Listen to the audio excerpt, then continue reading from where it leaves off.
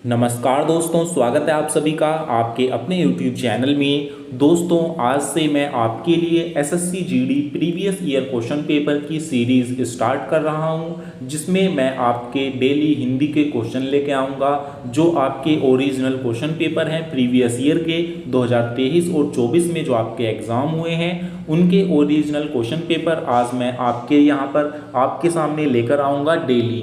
तो दोस्तों, आज से मैं ये सीरीज़ स्टार्ट कर रहा हूँ। तो अगर आप भी एसएससी जीडी 2025 की तैयारी कर रहे हैं तो आपके लिए ये बहुत ही इम्पोर्टेंट है, क्योंकि इससे आपके प्रीवियस ईयर क्वेश्चन पेपर की प्रैक्टिस हो जाया करेगी और आपको अपने एग्ज़ाम में बहुत फ़ायदा मिलेगा।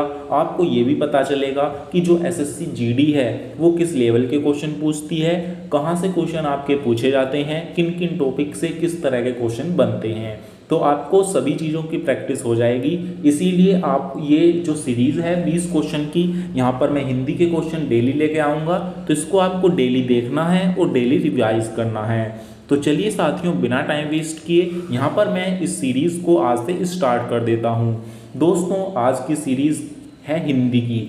तो हिंदी में सबसे पहला क्वेश्चन है, आधुनिक लोग गोबर को कम महत्व देते हैं। उपरोक्त वाक्य में गोबर के बदले आप कौन सा पद प्रयुक्त करेंगे? तो गोबर के जो बदले यहाँ पर पद प्रयुक्त होगा वो होगा गोमय।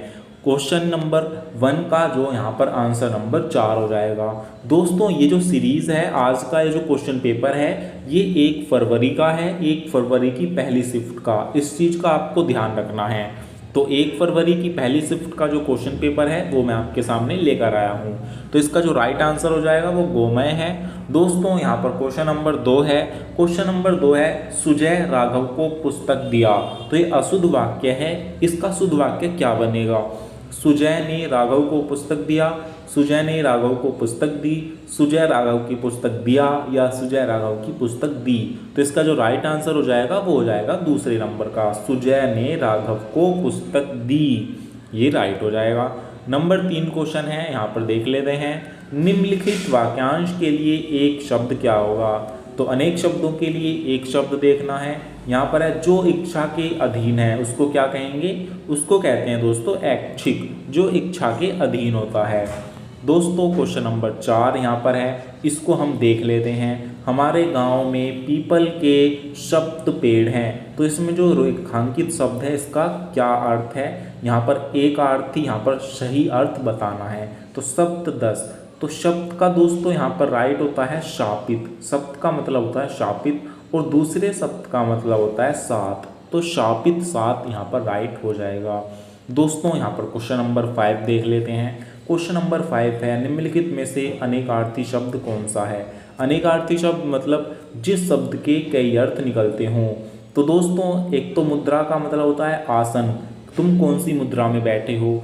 पद्मासन, सुखासन, ये मुद्राएं होती हैं। दूसरा होता है मुद्रा का रूप पैसे, रुपयों को भी हम मुद्रा कहते हैं कि यहाँ पर भारत में कौन सी मुद्रा चलती है, विदेशों में दूसरी मुद्रा चलती है। तो ये होता है रुपयों पैसों के मामले में। तो मुद्रा के अनेकार्थी शब्द होते हैं। दोस्तों, अब देख लेते हैं क्वेश्चन नंबर 6। क्वेश्चन नंबर 6 है, यहाँ पर जो रेखांकित शब्द है इस शब्द का विलोम शब्द यहाँ पर भरना है। तो इस शब्द का विलोम शब्द क्या है? स्याह। स्याह मतलब काला, तो काले का राइट आंसर हो जाएगा सफ़ेद। काले का विलोम, विलोम मतलब उल्टा, तो यहाँ पर सफ़ेद हो जाएगा। तो यहाँ पर सफ़ेद बादल से वर्षा की संभावना कम ही होती है। तो ये राइट हो जाएगा। दोस्तों, आगे देख लेते हैं क्वेश्चन नंबर 7। क्वेश्चन नंबर 7 है, जयेश ने खाना खाया। इसको हमें अपूर्ण और वर्तमान काल में बदलना है। अपूर्ण वर्तमान काल, तो वर्तमान काल, जयेश खाना खा रहा है। तो खाना खा रहा है यानी कि वर्तमान काल, और खाना अभी पूरा खाया नहीं है, वो खा रहा है, तो ये अपूर्ण हो जाएगा, अपूर्ण वर्तमान काल। दोस्तों, क्वेश्चन नंबर 8 की तरफ चलते हैं। क्वेश्चन नंबर 8 है, जिस स्त्री के पुत्र और पति ना हो, ना तो पुत्र हो ना ही पति हो, तो उसको जो क्या कहते हैं? उसको कहते हैं अवीरा। इसको आप लिख लीजिएगा, ये बहुत ही इंपॉर्टेंट है, कई बार यहाँ पर पूछा गया है। तो अवीरा इसको बोलते हैं। दोस्तों, यहाँ पर कौन से विकल्प में अकर्मक सकर्मक क्रिया का सही युग्म दिया गया है? तो ये दिया गया है 3rd में, गिरना और देना। दोस्तों, अब देखते हैं क्वेश्चन नंबर 10। क्वेश्चन नंबर 10 में किस खंड में अशुद्धि है? महादेवी वर्मा बड़ी जीवंत कवयित्री थी।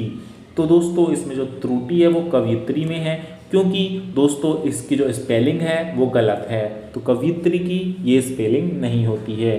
तो इसमें त्रुटि है, इसको आप देखना, आप गूगल सर्च करना कवियत्री को कैसे लिखते हैं। तो यहाँ पर मात्राओं की गड़बड़ी है दोस्तों, ये मेरा यहाँ पर आज का क्वेश्चन है आपके लिए, आपको ढूंढना है कवियत्री को कैसे लिखते हैं। दोस्तों अब यहाँ पर देखते हैं क्वेश्चन नंबर 11, निम्नलिखित में से शुद्ध वाक्य क्या है। तो शुद्ध वाक्य छांटना है। मोहन श्याम की अपेक्षा शिष्ट है, तो यहाँ पर शिष्ट जो है वो गलत है। दोस्तों आगे देखते हैं, मोहन श्याम की अपेक्षा शिष्ट है, ये राइट हो जाएगा। मोहन श्याम की अपेक्षा शिष्ट है, तो अपेक्षा नहीं, यहाँ पर अपेक्ष लिखा हुआ है, ध्यान से देखो, तो अपेक्ष गलत हो जाएगा। मोहन श्याम की अपेक्षा सिस्टर है, तो ये सिस्टर गलत हो जाएगा। तो यहाँ पर ऑप्शन नंबर सेकंड जो है वो सही हो जाएगा। दोस्तों यहाँ पर आगे चलते हैं, आगे है क्वेश्चन नंबर 12, निम्नलिखित वाक्य में रेखांकित अंश के लिए उपयुक्त मुहावरा कौन सा होगा। तो यहाँ पर माँ के मन को शांति मिली, बेटा अच्छे अंकों से पास हो गया, तो माँ के मन को शांति मिली, माँ के मन को शांति मिली यानी कि कलेजा ठंडा होना।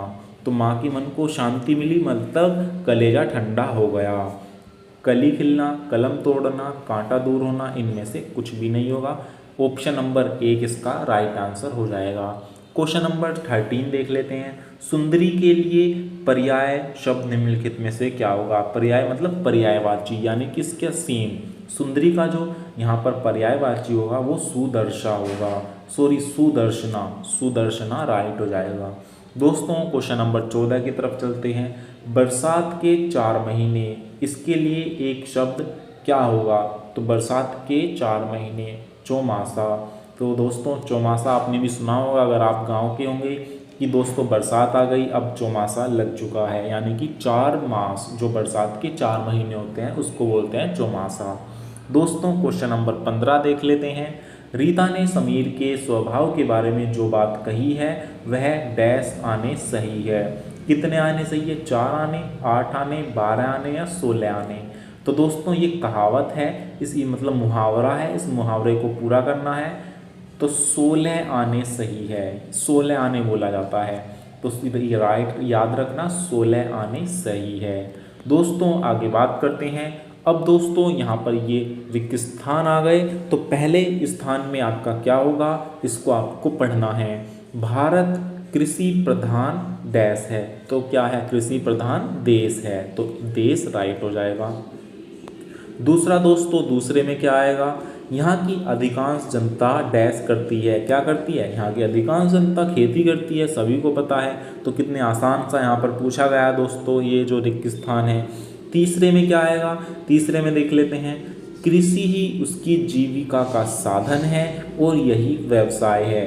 कृषक जो हैं यानी कि जो खेती करते हैं उनको कृषक बोलते हैं। कृषक आज भी डैश में रहता है, कहाँ रहता है, शहरों में, गाँवों में, विश्व में या देश में। तो कृषक जो किसान होते हैं वो गाँव में रहते हैं।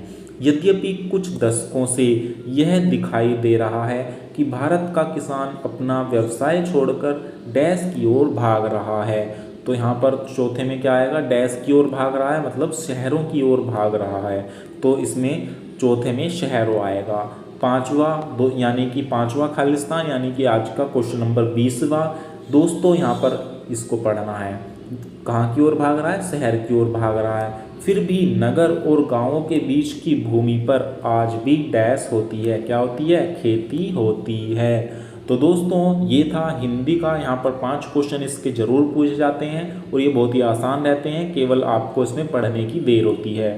तो साथियों आप देख सकते हैं हिंदी के 20 क्वेश्चन आपके कितने आसान आए हैं। तो दोस्तों यहाँ पर ऐसे ही मैं आपके लिए daily previous year question paper की सीरीज़ लेके आऊँगा हिंदी की, जिससे आपके हिंदी में बटे में से बटे नंबर आपके आ सकें, जिससे आप अपने एग्ज़ाम में बहुत आसानी से पास हो जाएं और आप एसएससी जीडी के द्वारा अपने देश की सेवा करने का मौका पाएं। तो इसको आपको सीरीज़ को डेली देखना है, डेली यहाँ पर आना है, मैं आपको ऐसे ही समझाऊँगा।